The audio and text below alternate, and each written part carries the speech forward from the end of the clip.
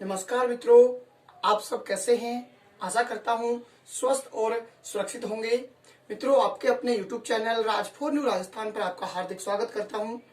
मित्रों, हम यहाँ पर इस YouTube चैनल के माध्यम से भूगोल विषय के बारे में अध्ययन कर रहे थे और प्रत्येक प्रतियोगी परीक्षा के संदर्भ में मैं यहाँ पर भूगोल के विषय के बारे में अध्ययन जारी कर रहा हूँ। लगातार हम चल रहे हैं। प्रत्येक दिन मैं आपके सामने एक वीडियो उपलब्ध करवा देता हूं, जैसा कि किसी भी प्रकार से जो है भाग दौड़ के, क्योंकि कभी जो है कोविड-19 में ड्यूटी होती है तो इसके तहत भी कुछ समय हमें व्यवस्थित करना पड़ता है। फिर भी चलिए, इस प्रकार से हम बात कर रहे हैं कि प्रतिदिन लगातार मैं कोशिश मेरी यही रहेगी कि प्रतिदिन आपको एक वीडियो किसी भी प्रकार से मैं उपलब्ध करवा पाऊंगा। जैसे भी रहेगा मैं आपके सामने जरूर लाने का प्रयास करता रहूंगा। मित्रों, हम बात करते हैं आज के समय में शिक्षित होना बहुत जरूरी है। मनुष्य को शिक्षित होना जरूरी है क्योंकि शिक्षा के द्वारा हमारा व्यक्तित्व निखरता है। हमारे जीवन जीने की जीवन शैली भी शिक्षा के द्वारा ही आ सकती है। और आप शिक्षा के बहुत सारे मायने आज के वर्तमान समय में, जैसा कि आप देख रहे होंगे, कहा जाता है शिक्षा उस शेरनी का दूध है जो इसे पिएगा वह शेर की तरह धाड़ेगा। तो मित्रों, आप भी इस शिक्षा के शेरनी को दूध को पी लीजिए और शेर की तरह दहाड़ने लगेंगे। आने वाली प्रतियोगी परीक्षाओं में आपकी ये दहाड़ गूंजने लगेगी और आपको सफलता मिलेगी, जरूर सफलता मिलेगी। सिर्फ आप एक रणनीति के तहत अपनी तैयारी को जारी रखें, तैयारी लगातार रखें, सफलता जरूर आपको मिलेगी। कभी नहीं, एक नहीं, दूसरे एग्जाम में, तीसरे एग्जाम में जरूर आपको सफलता मिलेगी, लेकिन निरंतरता जरूर रख लें। निरंतरता बहुत जरूरी है। ये नहीं है कि 10-20 दिन पढ़ लिया और फिर बिल्कुल छुट्टी। ये छुट्टियां नहीं है जो लॉकडाउन का समय चल रहा है। इसमें भी आप जो है घर बैठकर अपनी तैयारी करें, अपनी निरंतरता जरूर रख लें। जिस प्रकार से किसान अपनी निरंतरता रखता है, ओलावृष्टि के कारण फसल बर्बाद हो जाती है, लेकिन फिर भी किसान, हमारे देश के किसान हैं जो अगले वर्ष फिर उसी प्रकार से लग जाते हैं कि बुआई करना, बीज डालना, निराई गुड़ाई करना, पानी देना, खाद देना, फिर फसल तैयार करना। इसी प्रकार से आप भी यहाँ से सीख ले लीजिए कि हमें भी अपनी निरंतरता रखनी है। और आप निरंतरता अगर रखेंगे, अपने आप में विश्वास अगर रखेंगे, अपने आप में कॉन्फिडेंस रखेंगे, ऊर्जावान अगर आप बने रहेंगे, तो मित्रों आपको सफलता जरूर मिलेगी, जरूर मिलेगी। आपकी सफलता से को कोई नहीं रोक सकता है, आपको सफलता लेने से कोई रोक नहीं पाएगा। लेकिन सिर्फ और सिर्फ अपने आप को ऊर्जावान बनाए रखें। आप प्रतिदिन अपने आप में ऐसी ऊर्जा भरें कि आप पढ़ें, जो भी पढ़ें, लेकिन कम समय पढ़ लें, लेकिन जो पढ़ें वो स्थायी हो। और मैंने आपको पढ़ने का तरीका बता दिया है, क्या पढ़ना है और कैसे पढ़ना है और किस प्रकार से आज वर्तमान प्रतियोगी परीक्षा को हमें पास करना है, उसमें सफलता हासिल करनी है। सिर्फ पढ़ने मात्र से सफलता नहीं मिलेगी। पढ़ने में हमें क्या और कैसे पढ़ना है ये देखना पड़ेगा। इसके लिए मैंने आपको एक पिछली क्लास में बताया था कि हमें क्या और किस प्रकार से पढ़ना है वर्तमान प्रतियोगी परीक्षाओं के लिए। चलिए मित्रों, हम भूगोल विषय के अध्ययन यहाँ पर इस YouTube चैनल के माध्यम से कर रहे हैं। तो इस यहाँ पर भूगोल में हम भारत का भूगोल शुरू कर चुके थे और भारत के भूगोल के अंतर्गत कल हम पढ़ रहे थे हमारे पूर्वोत्तर भारत के जो 7 राज्य थे, 7 सिस्टर्स ऑफ इंडिया, उन राज्यों की हम बात कर रहे थे। आपको अगर कोई भी समस्या हो तो आप मुझे कमेंट्स में जरूर डाल दें। प्रतिदिन की क्लास के आगे कमेंट्स में डालते रहें और चैट में मैं उस दिन तो आपके कमेंट्स नहीं देख पाऊंगा, अगली क्लास में जरूर, जैसे कल की क्लास के आज जरूर देख पाऊंगा। तो मित्रों, आप जरूर कमेंट्स कर दें। आपको जो भी समस्या आ रही है किसी भी टॉपिक में, पिछले भी जो क्लासें मैंने दी आपको, जो क्लासें, उन क्लासों में अगर आपको किसी को समस्या आ रही है कुछ भी, तो वो समस्या आप कमेंट्स में डालें। मैं प्रतिदिन जो है कमेंट्स देखता हूं वीडियोज के, तो आपके कमेंट्स का मैं स्वागत करूंगा और उसमें कुछ विश्लेषण जरूर आपको देने का कोशिश करूंगा। आपको जो है उसमें बिल्कुल खुश कर दूंगा कि हाँ, ये इस प्रकार से होगा। तो आप कमेंट्स करें, जो भी समझ में नहीं आए वो कमेंट्स करें। हम लगातार चल रहे हैं। तो हम आज के क्लास में बात करना चाहेंगे मित्रों, हमारे भारत के जो पड़ोसी देश हैं और उनकी जो सीमा रेखाएं हैं, उनके बारे में हम बात करने वाले हैं। चलिए मित्रों, हम बात कर लेते हैं हमारे भारत के पड़ोसी देश और उनकी सीमा रेखाएं। चलिए, हमारा जो भारत है मित्रों, भारत के पड़ोसी देश,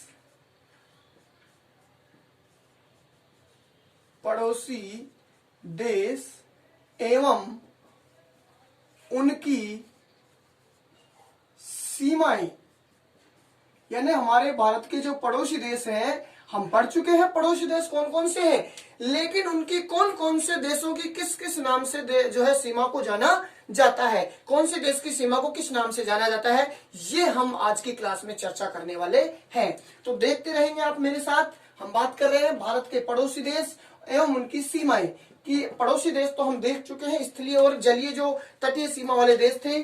स्थलीय सीमा वाले जो देश थे उनकी सीमाओं को किस किस नाम से जाना जाता है, ये हम आज की क्लास में बात करने वाले हैं। सबसे पहले नंबर 1 में अगर मित्रों लेना चाहूंगा, पहली बात नंबर 1 तो रेड क्लिफ रेखा। कौन सी रेखा है मित्रों? रेड क्लिफ रेखा। मित्रों प्रश्न कई बार पूछ लिया जाता है कि रेड क्लिफ रेखा किन देशों के बीच में खींची गई है। तो मित्रों जो रेड क्लिफ रेखा है ये हमारा भारत और प्लस पाक, भारत और पाक के बीच में मित्रों ये रेड क्लिफ जो रेखा है ये खींची गई है। हम बात करें मित्रों तो 1947 में खींची गई थी। कब खींची गई थी ये? 1947 में ये रेखा है जो खींची गई थी, अगस्त 1947 में, जब हमारा देश स्वतंत्र हुआ था। और स्वतंत्र होने के साथ में भारत और पाकिस्तान अलग अलग भागों में विभाजित हुए थे, तब इस रेखा का निर्धारण किया गया था। सर सिरिल रेडक्लिफ नाम का एक व्यक्ति था और उस व्यक्ति द्वारा इस रेखा का निर्धारण किया जाने के कारण इसका नाम क्या रखा गया? रेडक्लिफ रखा गया था। हालांकि इसके डेट के संदर्भ में मैं बात करना चाहूंगा तो मित्रों 17 अगस्त 1947 या 14 अगस्त 1947 को इस रेखा का निर्धारण सर सिरिल रेडक्लिफ द्वारा किया गया था, इसलिए इसको क्या कहा जाता है? रेडक्लिफ रेखा। इस रेखा को पाकिस्तान नहीं मानता है, इसके कारण जो है ये रेखा विवादित भी बनी हुई है। तो सबसे पहली रेखा रेड क्लिफ रेखा, और रेड क्लिफ रेखा है दोस्तों किन किन देशों के बीच में? भारत प्लस पाकिस्तान, और 1947 में खींची गई थी। चलिए मित्रों हम बात करना चाहेंगे नंबर 2 डूरंड रेखा। कौन सी रेखा मित्रों? डूरंड रेखा। देखना हम चाहेंगे मित्रों डूरंड जो रेखा है, हालांकि परीक्षा में सीधा प्रश्न पूछा जाता है कि डूरंड रेखा निम्न में से कौन से देशों के बीच में जो है। हम बात करना चाहें मित्रों ये जो रेखा है 1893 में खींची गई थी। कब खींची गई थी? 1893 में। कब खींची गई थी मित्रों? 1893 में। और किसके द्वारा? एक व्यक्ति थे सर मार्टिगर डूरंड। सर मार्टिगर डूरंड जो है उनके द्वारा खींची गई थी। सर मार्टिगर डूरंड नाम के एक व्यक्ति थे और इनके द्वारा 1893 में ये रेखा खींची गई थी, इसलिए इसको डूरंड रेखा के नाम से जाना गया है। हम मित्रों बात करना चाहेंगे कि जब ये रेखा खींची गई थी तो ये किन किन देशों के बीच में थी, तो देख लीजिएगा थोड़ा सा। हम बात करेंगे तो ये थी भारत प्लस अफगानिस्तान। कौन से दो देशों के बीच में थी मित्रों? भारत प्लस अफगानिस्तान के बीच में ये रेखा 1947 से पूर्व, हम ये कह सकते हैं कि जो खींची गई थी, या इसको हम कह सकते हैं कि 1947 से पूर्व। 1947 से पूर्व ये जो रेखा थी ये भारत प्लस अफगानिस्तान। लेकिन मित्रों हम बात करना चाहें वर्तमान, तो वर्तमान में यह रेखा पाक प्लस अफगानिस्तान, इन दोनों देशों के बीच में ये रेखा खींची हुई है, पाक प्लस अफगानिस्तान। हम बात करना चाहेंगे मित्रों तो ये जो पाक प्लस अफगानिस्तान के बीच में है, ये जो पाक है और पाक के अधिकार करता है हमारे पीओके क्षेत्र पर। कौन सा क्षेत्र? कश्मीर का जो क्षेत्र आता था वर्तमान में लद्दाख में आता है ये पीओके क्षेत्र। इस पीओके क्षेत्र पाक भारत का है ये, और भारत के पीओके क्षेत्र और अफगानिस्तान के मध्य में ये रेखा वर्तमान में है। 1947 से पहले स्वतंत्र रूप से भारत और अफगानिस्तान के मध्य में हुआ करती थी, और वर्तमान में इसको हम कह सकते हैं पीओके जो क्षेत्र है और अफगानिस्तान, इसके मध्य में यह रेखा डूरंड रेखा, यानी सीधा सा भारत अफगानिस्तान पहले, वर्तमान में पाकिस्तान और अफगानिस्तान के मध्य में रेखा खींची गई है। चलिए मित्रों और आगे हम बढ़ते हैं। नंबर 3 की हम बात करें तो रेखा आती है मैक-मोहन रेखा। कौन सी रेखा मित्रों? मैक-मोहन रेखा। मित्रों ये प्रश्न पूछा गया था मैक-मोहन रेखा, ये प्रश्न SI 2011 की परीक्षा में ये प्रश्न पूछा गया था, मैकमोहन रेखा किन देशों के बीच में है। चलिए मित्रों, हम जानने का प्रयास करते हैं कि ये जो मैकमोहन रेखा है ये चीन प्लस भारत, चाइना और हमारे भारत के मध्य में ये रेखा है मित्रों। चीन प्लस भारत के मध्य में ये रेखा खींची गई है। यह रेखा हम बात करना चाहेंगे इस रेखा की, कब ये खींची कब गई थी, तो 1914 में खींची गई थी। कब खींची गई थी मित्रों? यह रेखा 1914 में 13 अप्रैल 1914 यानी कि सीधा सा 1914 में ये रेखा है जो मैकमोहन रेखा खींची गई थी। कौन कौन से देश के बीच में? भारत प्लस चीन के बीच में यह रेखा है। हम मित्रों बात करना चाहेंगे ये जो रेखा है ये मैकमोहन रेखा मुख्य रूप से जो हमारा पूर्वोत्तर राज्य है अरुणाचल प्रदेश व चीन के बीच में मुख्य रूप से है। अरुणाचल प्लस चीन के रूप में मुख्य रूप से है। यानी हमारे भारत का कौन सा राज्य है? अरुणाचल, जहां मुख्य रूप से है, और चीन के बीच में ये मुख्य रूप से है। हम मित्रों थोड़ी सी और हम इसकी मैकमोहन रेखा की बात करें तो ये जो मैकमोहन रेखा है, ये मैकमोहन रेखा जो खींची गई थी, ये मैकमोहन रेखा म्यांमार और भारत में भी कुछ सीमा लगती है। कहना हम चाहेंगे कि भारत और चीन के बीच में है, लेकिन कुछ सीमा ये म्यांमार भारत के बीच में भी है। तो मुख्य रूप से अरुणाचल प्रदेश और चीन जो है इसके बीच में ये रेखा खींची गई है। चलिए मित्रों और हम बात कर लेते हैं एक रेखा की, और एक रेखा है यहाँ पर यान दाबू। कौन सी दाबू? यान दाबू रेखा। देखिए मित्रों हम बात कर रहे हैं नंबर 4 पर, और ये रेखा है यान दाबू रेखा। और हम यान दाबू रेखा की अगर बात करना चाहें तो यह रेखा भारत प्लस म्यांमार के बीच में है। किसके बीच में है ये? भारत प्लस म्यांमार जो देश है हमारा पड़ोसी देश एकदम पूर्व में, इसके दोनों के बीच में यान दाबू रेखा खींची गई है। चलिए मित्रों हम बात करें नंबर 5 पर, जीरो लाइन रेखा। पूछा जाता है मित्रों कई बार, जीरो लाइन या शून्य रेखा, क्या कहेंगे इसको? शून्य रेखा। ठीक है, जीरो लाइन या शून्य रेखा जो है ये मित्रों त्रिपुरा और बांग्लादेश के मध्य में है। कहां पर है ये? त्रिपुरा, हमारा जो त्रिपुरा राज्य है भारत का, त्रिपुरा प्लस बांग्लादेश के बीच में अगर रेखा है तो कौन सी रेखा है? जीरो लाइन रेखा है। हम मित्रों बात करना चाहें एक रेखा है 24वीं समांतर रेखा। कौन सी है? 24वीं समांतर रेखा है। और ये मित्रों जो 24वीं समांतर रेखा है इसकी हम बात करना चाहें तो ये जो कच्छ का रण है, कहां पर है? गुजरात में। कच्छ का रण मित्रों जो गुजरात में है, इस कच्छ के रण गुजरात में ये जो 24वीं समांतर रेखा है, क्या 24 डिग्री जो उत्तरी अक्षांश रेखा है, ये 24वीं समांतर रेखा के नाम से ही जानी जाती है। और ये कच्छ का रण जो गुजरात है यहाँ पर है, और इसको जो है पाकिस्तान और भारत के साथ बीच में ये रेखा जो है विवाद जो है बनी हुई है। किसके बीच में? ये भारत व पाकिस्तान, इन दोनों के बीच में है, और ये विवादित भी है।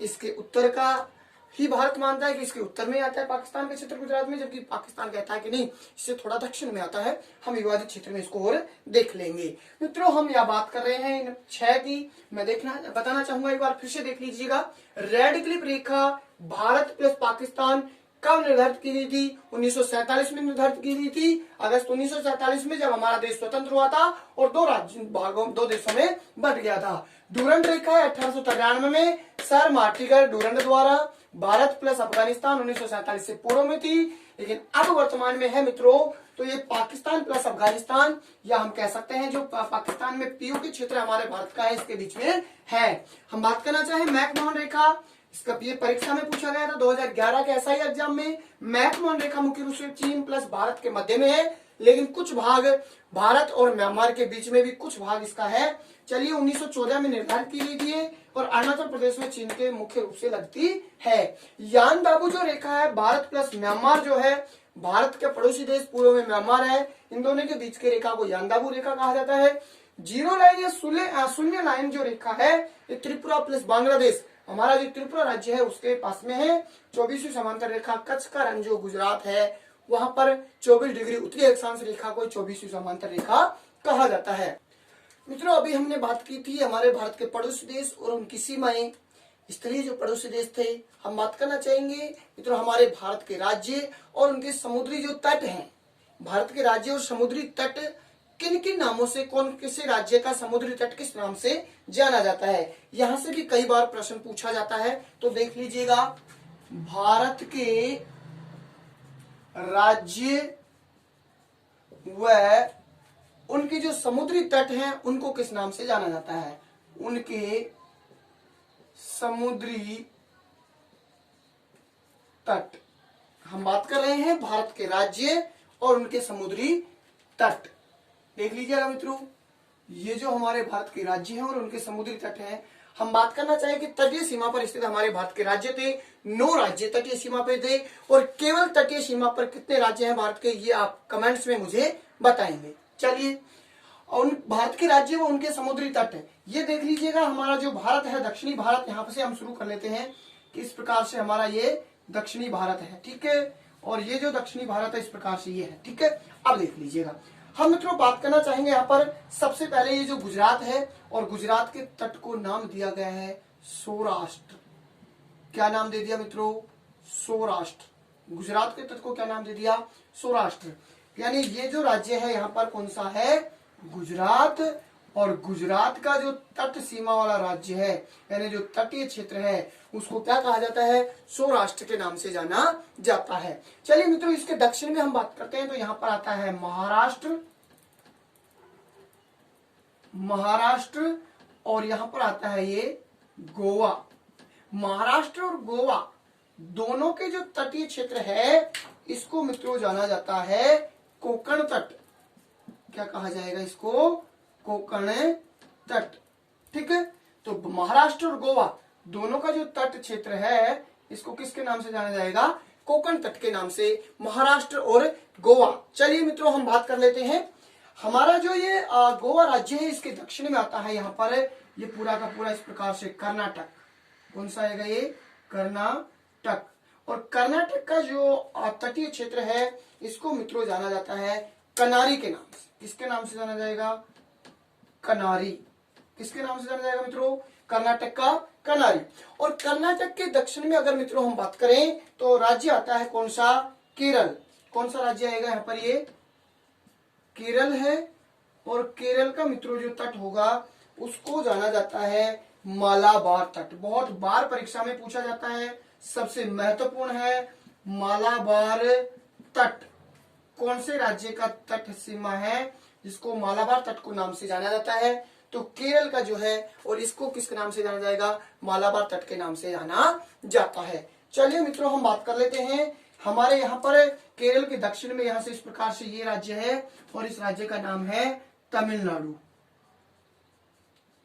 तमिलनाडु है इस प्रकार से ये। और ये तमिलनाडु का जो तट है, इसको कोरोमंडल के तट के नाम से जाना जाता है। कौन सा तट होगा मित्रों? ये कोरोमंडल।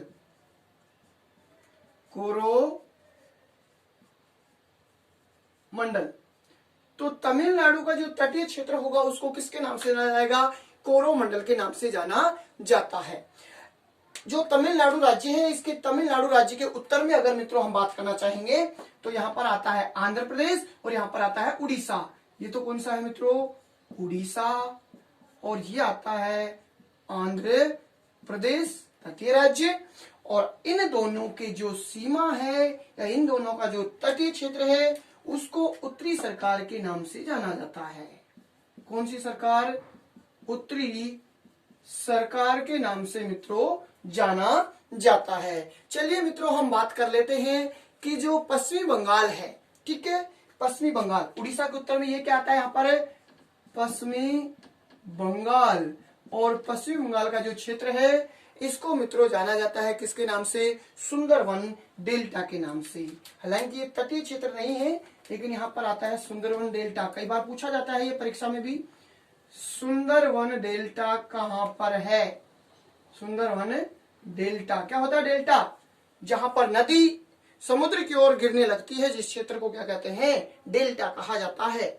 चलिए इस प्रकार से हमने देखा। और मित्रों एक यहाँ पर है न्यू मुरे द्वीप। क्या है? न्यू मुर्रे द्वीप भी है, जो कि हमारे भारत और बांग्लादेश के बीच में विवादित क्षेत्र भी है। हम विवादित क्षेत्र में बात करेंगे। तो आपने देखा हमारे भारत के राज्यों और उनके समुद्री तटों के नाम, समुद्री तटों के नाम। सबसे पहला गुजरात का जो समुद्री तट है इसका नाम क्या होगा मित्रों? सौराष्ट्र। क्या नाम है इसका? सौराष्ट्र गुजरात का समुद्री तट है। महाराष्ट्र और गोवा का जो तट होगा उसको क्या कहेंगे मित्रों? कोंकण तट के नाम से जाना जाता है। कर्नाटक कनारी, देखो सीधा सा याद रखना आप, कर्नाटक में कै और कनारी में भी कै, तो कै से कै कनेक्ट करना, कर्नाटक कनारी, कर्नाटक कनारी। ठीक है।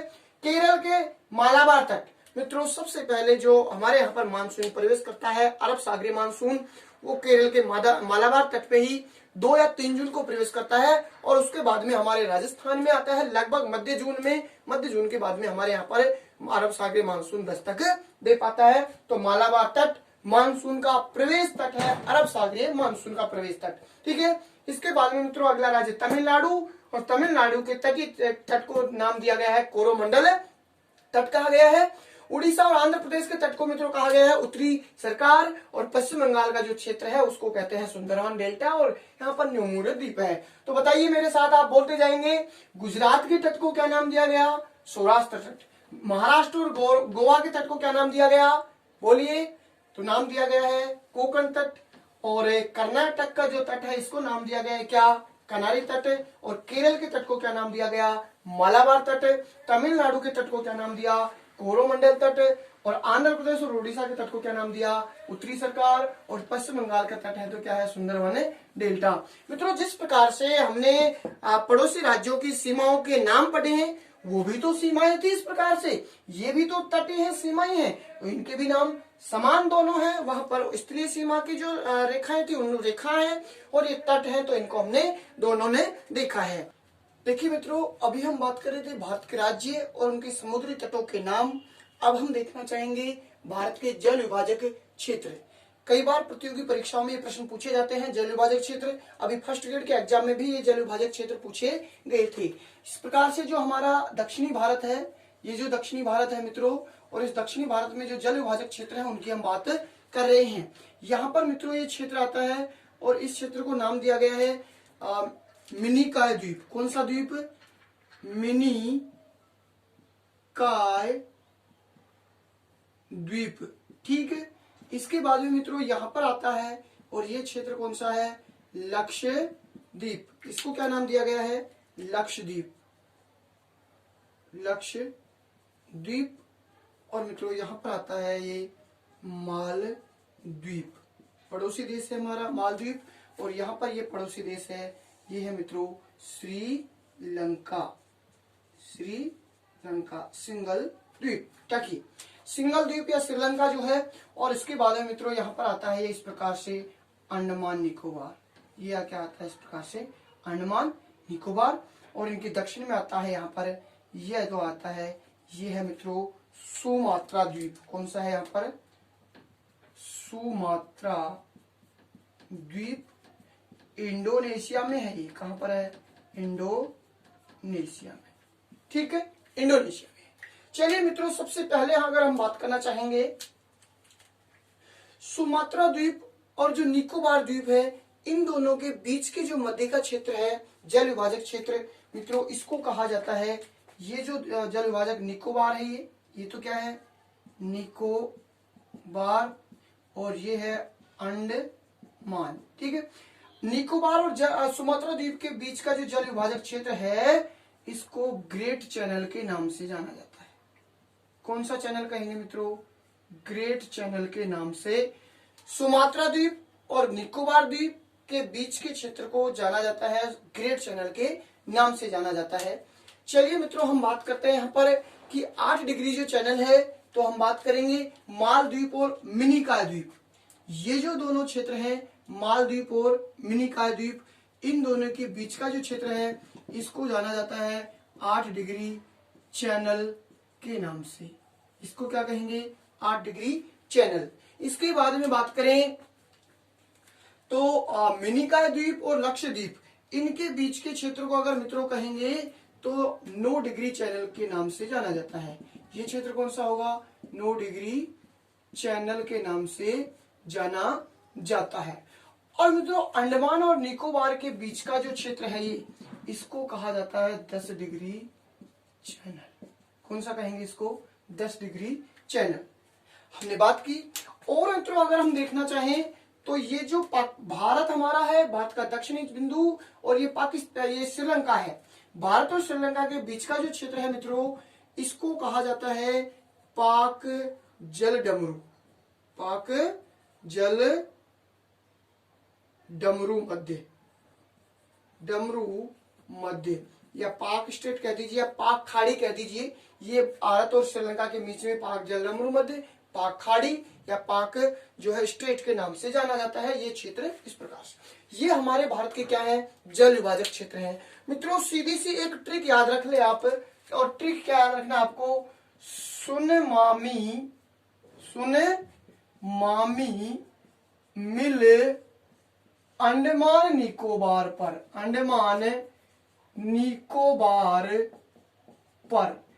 मान लीजिए आपको कोई बात बतानी है मामी को, और मामी से कहेंगे कि मामी घर में नहीं, कहाँ मिलना है? सुन मामी मिल अंडमान निकोबार पर। इतना सा आप याद रख लें। तो देखना चाहेंगे हम मित्रों कि सु से बन जाएगा एक तो सुमात्रा द्वीप, और नु से बन जाएगा सुन मामी निकोबार, निकोबार। ठीक है। मा से बन जाता है माल द्वीप, और मी से बन जाता है मित्रों, प्लस लगा देता हूं इन दोनों के बीच में, ये जो है मिनिकाय। ये क्या है? मिनिकाय। ठीक है। मिल से अगर मित्रों बात करें तो एक तो बन जाता है मिल से मिनिकाय, प्लस दूसरा बन जाता है लक्षद्वीप। क्या बन जाता है? लक्षद्वीप। और ये अंडमान और निकोबार ऐसे कैसे है? तो देखना चाहेंगे हम, देख लीजिएगा। सुमात्रा द्वीप और निकोबार द्वीप, इन दोनों के बीच के क्षेत्र को हम किसके नाम से जान रहे थे? ये रहा ग्रेट चैनल। क्या कहेंगे? Great channel. ठीक है। तो दोनों के बीच का क्षेत्र क्या कहलाया? Great channel. मालदीव और मिनिकाय, देख लीजिएगा यहाँ पर, मालदीव और मिनिकाय दोनों के बीच का क्षेत्र 8 डिग्री चैनल। तो ये क्षेत्र क्या आ जाएगा? ये वाला 8 डिग्री चैनल, यानी इन दोनों को जोड़ रहा है। तो ये क्या है? 8 डिग्री चैनल। और मिनिकाय और लक्षद्वीप, ये मिनिकाय और ये लक्षद्वीप दोनों को चैनल जोड़ने वाला ये जो क्षेत्र है, ये जल विभाजक क्षेत्र, ये है 9 डिग्री चैनल। ठीक है। और इन दोनों को, अंडमान और निकोबार को जोड़ने वाला है 10 डिग्री चैनल है। और मित्रों भारत और श्रीलंका के मध्य में है तो पाक जल डमरू मध्य। इस प्रकार से ये जो जल विभाजक क्षेत्र है ये भी परीक्षा में पूछे जाते हैं, प्रतियोगी परीक्षाओं में। फर्स्ट ग्रेड के एग्जाम में भी पूछा गया था। भारत की जो प्रमुख खाड़ियां हैं, प्रमुख खाड़ियां देखिए, प्रमुख जो खाड़ी है वो कौन कौन सी है भारत की, हम बात करना चाहेंगे। सबसे पहले मित्रों मैं बात करना चाहूंगा कि खाड़ी क्या होती है। खाड़ी देखो, एक शब्द ग्रामीण क्षेत्रों में हमारे देहाती भाषा में खाड़ी होता है, जो काटने का औजार होता है ना, जो उसको भी खाड़ी बोलते हैं। लेकिन देखो यहाँ पर हम बात करना चाहें खाड़ी, जैसे केम्बे की खाड़ी है, खमात की खाड़ी है, इस प्रकार से पाक खाड़ी है, यानी वो क्षेत्र होगा जो इस प्रकार से वो जलीय क्षेत्र जो 3 ओर से स्थल से घिरा हुआ होगा, 1, 2 और 3, वह जलीय क्षेत्र जो 3 ओर से स्थल से घिरा हुआ होगा वो क्या कहलाएगा? खाड़ी कहलाता है। वो क्या कहलाता है? खाड़ी कहलाता है। और वह स्थलीय क्षेत्र जो 3 ओर से जल से घिरा हुआ होगा वो क्या कहलाएगा? प्रायद्वीप कहलाता है। वो क्या कहलाता है? प्रायद्वीप कहलाता है। जैसे हमारा भारत प्रायद्वीप है, इधर अरब सागर, इधर हिंद महासागर, इधर बंगाल की खाड़ी, तो ये क्या हो गया? प्रायद्वीप। प्रायद्वीप वह स्थल भाग जो 3 तरफ से जल से घिरा होगा, खाड़ी वह जलीय भाग जो 3 तरफ से स्थल से घिरा हुआ होगा, वो खाड़ी कहलाएगी। तो इस प्रकार से हमने देखा खाड़ी जो तीन तरफ से जो है स्थल से घिरा हुआ भाग होगा जल का, वो खाड़ी कहलाता है। तो खाड़ियां जो हमारे भारत की हैं, हम बात करना चाहेंगे कि इस प्रकार से जो हमारा राजस्थान भारत है और इस भारत में खाड़ियां कौन कौन सी हैं देख लीजिए। हम बात करना चाहेंगे सबसे पहले जो कच्छ का रण है, यहाँ पर कच्छ का रण आता है गुजरात में, और यहाँ पर एक खाड़ी आती है, ये वाली जो खाड़ी है ये है मित्रों कच्छ की खाड़ी। कच्छ की खाड़ी कौन सी खाड़ी है? ये कच्छ की खाड़ी। और कच्छ की खाड़ी में जो नदियां गिरती हैं मित्रों, दो नदियां, एक गिरती है लूनी, हमारे राजस्थान से बहकर आती है लूनी नदी, जो है जाकर अपना जल कच्छ की खाड़ी अरब सागर में उड़ेलती है, ठीक है। और एक जाती है पश्चिमी बनास नदी। ये दोनों राजस्थान की जो नदियां हैं, ये दोनों ना कहा जाती हैं, कच्छ की खाड़ी में जाकर अपना जल उड़ेलती हैं इस प्रकार से, ठीक। इसके बाद में मित्रों ये जो खाड़ी है इसको कहते हैं खंबात की खाड़ी। किसकी खाड़ी? खंबात की खाड़ी। ये जो खाड़ी है, ये जो धसा हुआ भाग है, जलीय भाग, तीन तरफ से स्थल से घिरा हुआ है, ये क्या कहलाता है? खंबात की खाड़ी, या इसको कहते हैं मित्रों केम्बे की खाड़ी। क्या कहेंगे? केम्बे की खाड़ी। तो आप याद रखें, खंबात की खाड़ी का ही दूसरा नाम क्या हुआ? केम्बे की खाड़ी। केम्बे की खाड़ी है ये। और ये जो केम्बे की खाड़ी है या खंबात की खाड़ी है, इसमें मित्रों अगर हम बात करना चाहें तो देखिए साबरमती अपना जल उड़ेलती है। कौन सी मती? साबरमती और माही। साबरमती और माही नदी है जो अपना जल कहाँ उड़ेलती हैं? खंबात की खाड़ी, अरब सागर। ये दोनों के दोनों जो खाड़ी हैं ये कहाँ पर है मित्रों? अरब सागर के अंतर्गत हैं। कहाँ पर है? अरब सागर के अंतर्गत है। खाड़ी मैंने कहा वह जलीय भाग जो तीन तरफ से जल से स्थल से घिरा हुआ होगा, और ये है कहाँ पर? अरब सागर में है ये दोनों खाड़ी। चलिए मित्रों, और अगर हम बात करें तो एक खाड़ी आती है पाक खाड़ी। अभी हम बात कर रहे थे कि ये इस प्रकार से श्रीलंका है, यहाँ पर हमारे इस प्रकार से ये जो श्रीलंका है, और इस श्रीलंका में हम बात करेंगे यहाँ पर कि ये जो क्षेत्र है, ये जो इस प्रकार से क्षेत्र है, ये है आदम ब्रिज। क्या है? आदम ब्रिज। आदम ब्रिज मित्रों, ये जो आदम ब्रिज है, और इस आदम ब्रिज की हम बात करें, यहाँ पर पब्बन द्वीप है। क्या है? पब्बन द्वीप। आदम ब्रिज पर क्या है? पब्बन द्वीप बना हुआ है। क्या है? पब्बन द्वीप। और इस पब्बन द्वीप पर मित्रों रामेश्वरम, रामेश्वरम क्या बना हुआ है? रामेश्वरम स्थित है। चलिए हम बात करते हैं, ये आदम ब्रिज जो है, इस आदम ब्रिज के उत्तर में स्थित है, वो तो है पाक खाड़ी। उत्तर में जो स्थित है इसके, वो तो क्या है मित्रों? यहाँ पर ये जो है, ये तो क्या है? पाक खाड़ी। और इसके दक्षिण में है जो ये है मित्रों मन्नार की खाड़ी। ये कौन सी है? मन्नार की खाड़ी। तो आपने देखा पाक खाड़ी आदम ब्रिज के उत्तर की ओर है, और मन्नार की खाड़ी आदम ब्रिज के दक्षिण की ओर है, मन्नार की खाड़ी। तो मित्रों ये श्रीलंका जो है हमारे भारत से पाक खाड़ी से अलग होता है। पाक खाड़ी से क्या होता है? श्रीलंका अलग होता है। देखिए ये पाक खाड़ी प्लस बंगाल की खाड़ी, बंगाल की खाड़ी, इन दोनों को मिलाने वाला क्षेत्र है ये वाला। ये क्षेत्र कहलाता है पाक स्ट्रेट। पाक स्ट्रेट यानी इन दोनों का जो मिलाने वाला भाग होगा वो क्या कहलाएगा? पाक स्ट्रेट कहलाता है। देख लीजिएगा आप फिर से। सबसे पहले हमने बात की कच्छ की खाड़ी, यहाँ गुजरात कच्छ की खाड़ी, लूनी बनास नदी आकर इसमें गिरती है। खाड़ी का मतलब जलीय भाग जो तीन तरफ से स्थल से घिरा होगा, ठीक है। खंबात की खाड़ी है, इसी को कहते हैं केम्बे की खाड़ी, और इसमें साबरमती और माही नदियां आकर गिरती हैं। दोनों कहां पर है? ये अरब सागर के अंतर्गत। हमने देखा आदम ब्रिज, इस पर पब्बन द्वीप पर रामेश्वरम, और ये आदम ब्रिज के उत्तर की ओर पाक की खाड़ी है, और दक्षिण की ओर है कौन सी? मन्नार की खाड़ी है। पाक खाड़ी प्लस बंगाल की खाड़ी को जोड़ने वाला क्षेत्र क्या कहलाएगा? पाक स्टेट के नाम से जाना जाता है। तो मित्रों इस प्रकार से हम भूगोल विषय के संदर्भ में बात कर रहे हैं, खाड़ियां जो आती हैं। आज की क्लास यहीं तक हम बात करते हैं।